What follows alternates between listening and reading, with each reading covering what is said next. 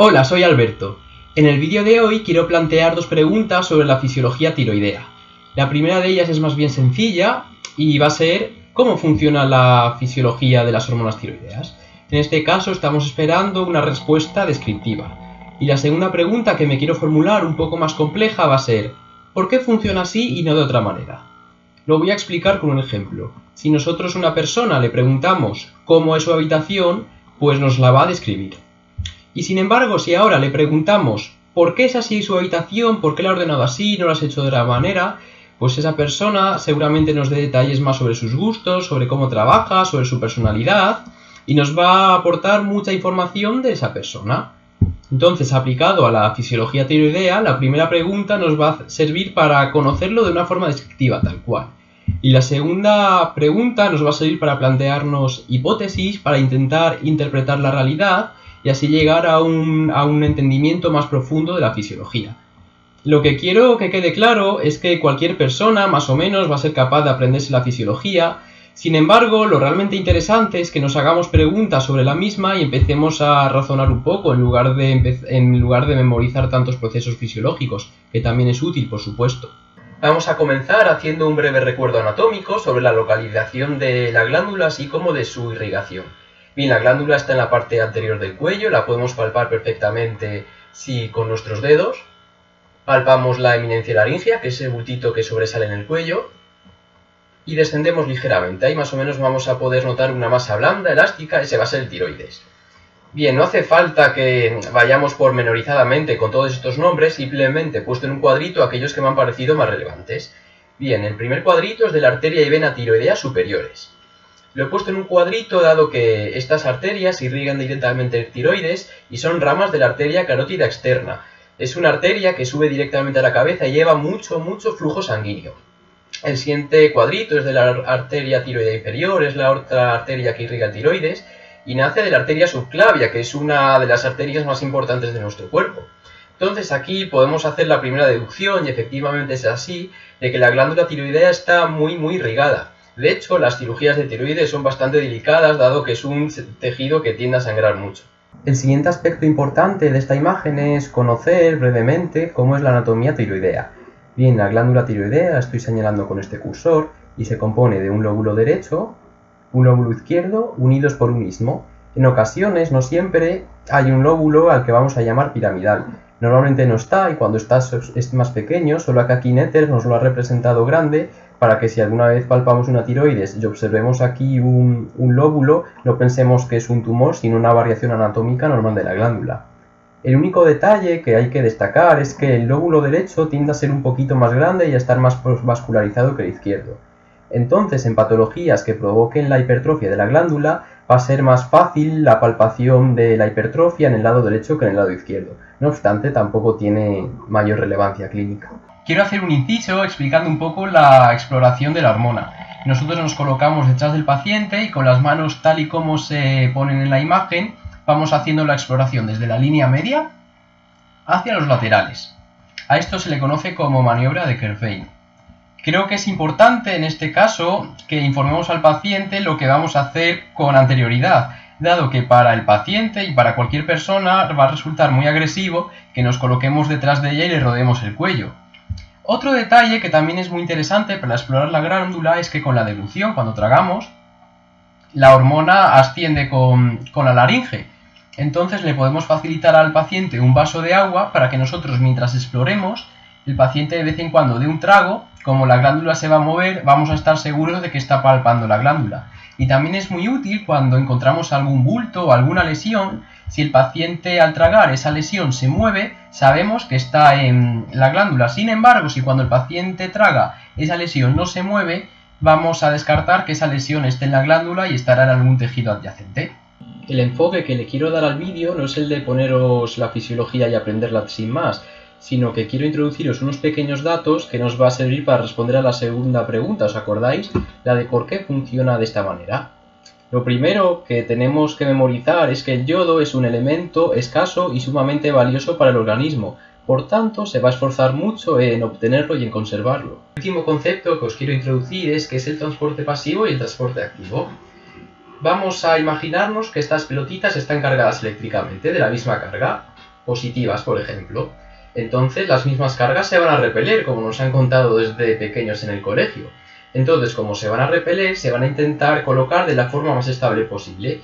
Y la forma más estable va a ser la misma cantidad de pelotitas rojas aquí que aquí. Entonces, por eso aquí, como hay más pelotitas rojas aquí que aquí, van a pasar. Al final, la idea es tener la misma concentración de solutos a los dos lados de la membrana. Sin embargo, nosotros podemos romper este equilibrio. ¿Y cómo? Para explicarlo vamos a utilizar este dibujo. Bien, aquí tenemos más pelotitas rojas que aquí. Sin embargo, nosotros podemos conseguir que estas pocas pelotitas rojas pasen al otro lado de la membrana. ¿Pero qué va a ocurrir? Que si nosotros hacemos que estas pocas pasen fuera, se van a repeler. Y por tanto, para conseguir que estén fuera, vamos a necesitar aplicar una energía. En este caso, la energía va a ser de una molécula de ATP, que va a conseguir que estas pocas pelotitas en poca concentración pasen fuera de la célula, que van a estar en mayor concentración. Esta es una imagen vista al microscopio de la glándula tiroidea. Podemos identificar varias estructuras de un aspecto más o menos prismático a las que vamos a denominar folículos. Estos folículos están delimitados en su perímetro exterior por una hilera de células que son las células tiroideas. En estas células, que son estos puntos morados azules, son las que van a fabricar la glándula tiroidea, la cual se va a secretar y almacenar en el coloide, que sería este espacio, que sería el espacio interno del folículo. Para que nos hagamos una idea tridimensional, la glándula tiroidea estaría compuesta por miles de huevos microscópicos, en los cuales la corteza va a estar formada por las células tiroideas que van a fabricar la hormona, y el interior del huevo, lo que sería la yema y la clara, va a ser la hormona tiroidea que se va almacenando. Esto es muy importante y llama la atención si lo comparamos con otras glándulas del cuerpo. Por ejemplo, la glándula suprarrenal, no vamos a entrar en cómo está hecha la glándula histológicamente, pero sí que no hay este tipo de estructuras donde se almacena hormona, sino que la propia hormona se almacena en el interior de las células. Lo mismo ocurre en el páncreas, cuya insulina se almacena en el interior de las células y no hay ningún espacio, ningún saco, como vemos en la imagen del tiroides. Si recordáis, os puse una diapositiva para llamar la atención sobre la importancia del yodo y la escasez del mismo. Luego, entendiendo este hecho, es fácilmente comprensible que el cuerpo ha diseñado mecanismos para intentar almacenar lo mejor posible el yodo, de manera que en periodos donde el yodo abunda, este se va a almacenar con la máxima eficiencia posible en el organismo. Y en periodos donde el yodo escasea, vamos a disponer de una reserva muy grande. Los libros nos dicen que para 50 días o más de hormona tiroidea, sin que empezamos a sufrir los síntomas de una deficiencia de yodo. Ahora vamos a hacer zoom sobre una única célula tiroidea para ya profundizar por fin en la fisiología. Bien, vamos a hacer zoom, por ejemplo, en esta célula tiroidea. Aquí estaría la célula tiroidea que he señalado. Este sería el torrente sanguíneo, la sangre que va a suministrar nutrientes a la célula, y este sería el interior del coloide, el lugar donde se va a almacenar la hormona. Que no os asuste la complejidad aparente de este esquema, dado que en realidad sigue una lógica y es bastante sencillo de entender. El primer dato que tenemos que conocer es que todas las células del cuerpo se esfuerzan mucho en expulsar el sodio que contienen hacia la sangre, de forma que en la sangre la concentración del sodio va a ser mucho más alta que en el interior de la célula. Entonces, si recordamos la diapositiva de transporte pasivo, el sodio que está en la sangre va a tender a entrar con mucha avidez en el interior de las células. Las células tiroideas van a aprovechar esta característica para diseñar un cotransportador de sodio-yodo específico, que solo tienen estas células y otras pocas en el organismo, de forma que aprovechan esta fuerza con la que el sodio tiende a entrar para que junto con este gradiente que hace el sodio, introducir una molécula del yodo. Como la molécula del yodo tiene carga negativa y la del sodio tiene positiva, se van a atraer y por tanto esta es una buena idea de introducir el yodo en el interior de la célula. A modo de curiosidad, este transportador NIS, que es muy importante que conozcáis, también está en la glándula mamaria y la función sería la de concentrar el yodo en la leche materna para que el lactante no tenga deficiencia del mismo. De hecho, ya hay enfermedades descritas en familias que tienen mutaciones en este transportador, en el transportador NIS, y van a tener hipotiroidismo porque este yodo no va a poder entrar al interior de la célula. Ahora simplemente lo que vamos a hacer es seguir las flechitas, desde que entra este ion yoduro al interior de la célula tiroidea hasta que sale al coloide. Sale a través de esta proteína PDS, que se llama pendrina, que no tendría mayor importancia si no llega a ser porque está involucrada en un síndrome que se llama síndrome de Pendred.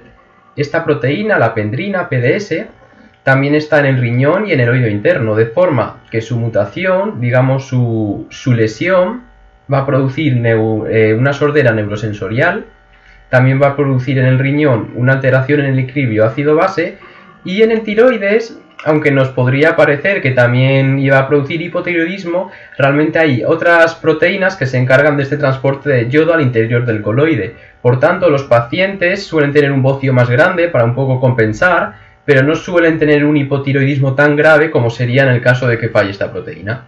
Simultáneamente al proceso comentado, vamos a tener que la célula tiroidea va a estar produciendo tiroglobulina, abreviado como TG. ¿Y qué es la TG? Pues la TG es el precursor de las futuras hormonas tiroideas, es decir, la TG no tiene todavía ninguna función endocrina y la tendrá en el futuro cuando la TG adquiera estos átomos de yodo que tanto necesita para formar hormonas tiroideas. Simultáneamente a este proceso ya comentado, vamos a tener que la célula tiroidea, en el núcleo y en el retículo, que son estas estructuras que estoy señalando con el ratón, se va a producir tiroglobulina, abreviado como TG. ¿Y qué es la TG?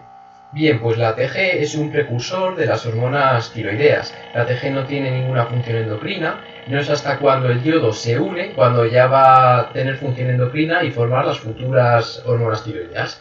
Esto es importante, ¿no? Entender el concepto de prehormona, de comprender que la TG es un precursor de la hormona, pero no es una hormona hasta que se le une el yodo. Bien, pues vamos a tener que la TG se ha sintetizado en el retículo y se va a transportar al coloide, digamos a la yema y al interior del huevo, como habíamos dicho anteriormente.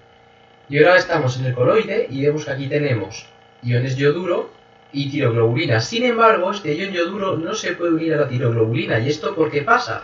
Pues pasa porque el ion yoduro ha ganado un electrón que le hace ser muy estable y es muy poco reactivo. Entonces, este yodo, al ser tan poco reactivo, no va a poder unirse a la tiroglobulina. Vamos a necesitar arrancar un electrón del yodo para que este se una. ¿Y cómo lo vamos a conseguir? Pues mediante dos enzimas. Las primeras de ellas son las DUOX, que nos van a producir agua oxigenada o peróxido de hidrógeno con la formulación química. Entonces, una vez que tenemos ion yoduro y agua oxigenada, esta enzima TPO, que tiene mucha relevancia, dado que es la diana de fármacos antitiroideos, va a producir esta reacción, que con estos dos iones yoduros y una molécula de agua oxigenada y dos protones, vamos a tener por fin este valioso yodo de su estado molecular, que es el que necesitamos para que se una la molécula de tiroglobulina yodada. La molécula de tiroglobulina yodada sería un poco como este collar representado en la imagen, más o menos. El collar sería la tiroglobulina y cada una de las conchas que cuelgan son residuos, cadenas peptídicas que cuelgan de la tiroglobulina y son los que se van a ayudar.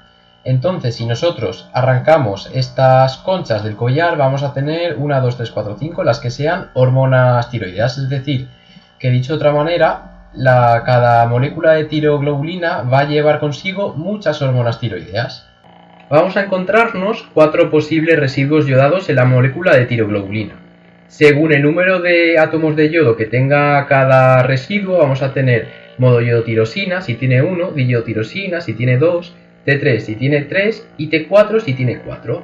Y aquí es muy importante que comprendamos y sepamos que únicamente la T3 y la T4 van a tener una función endocrina. Ni la MIT ni la DIT se van a secretar, sino que se van a reciclar. Entonces, concepto muy importante. Solo la T3 y la T4 tienen función. La MIT y la DIT a día de hoy no tienen una función endocrina conocida. Curiosamente, aunque os haya dicho que la T3 y la T4 son las hormonas activas, la mayor parte, y con la mayor parte me refiero a 3/4 partes, van a corresponderse a MIT y DIT, es decir, residuos con 1 o 2 átomos de yodo, pero que no tienen ningún tipo de función conocida. Entonces esto es un poco la representación gráfica. Aquí tenemos la tiroglobulina y de aquí cuelgan todos sus residuos. Y cuando se extienden solo vamos a tener aproximadamente 2 o 3, aquí están sobre representados las T4, 2 o 3 moléculas de hormona activa. Y respecto a la T3 vamos a necesitar 5 collares de este tipo para encontrarnos una única molécula de T3. Aquí el señor dinosaurio nos hace una pregunta muy interesante. Es decir, hemos dicho numerosas veces de que el yodo es muy escaso y valioso. Entonces, ¿por qué íbamos a dedicar la mayor parte del yodo a moléculas que no iban a tener ninguna función conocida?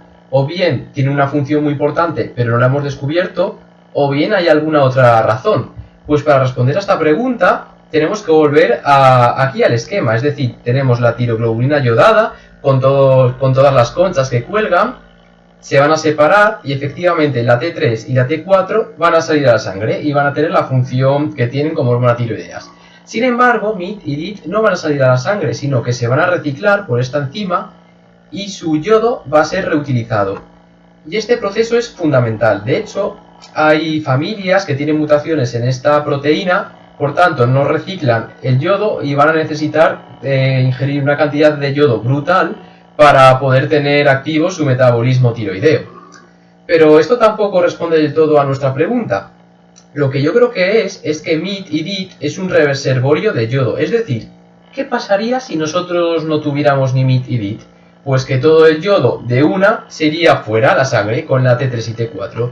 Sin embargo, si nosotros tenemos un mecanismo de reciclaje como es MIT y DIT, nosotros vamos a poder tener un almacén extra de yodo. No sé si me estoy explicando. Finalmente, lo único que nos queda entender del esquema es que aquí tenemos TSH y su receptor. Cuando se produce TSH y se une, va a hacer que la célula tiroidea produzca mucha más hormona. Y lo vas a hacer pues de todas las maneras posibles. Va a hacer que se produzcan más transportadores, va a hacer que se active la enzima TPO, va a hacer que se secrete más hormona al exterior y todo lo que queramos. Hasta aquí es un poco cómo se sintetiza la hormona tiroidea. Todavía nos queda saber su regulación, su transporte y sus funciones.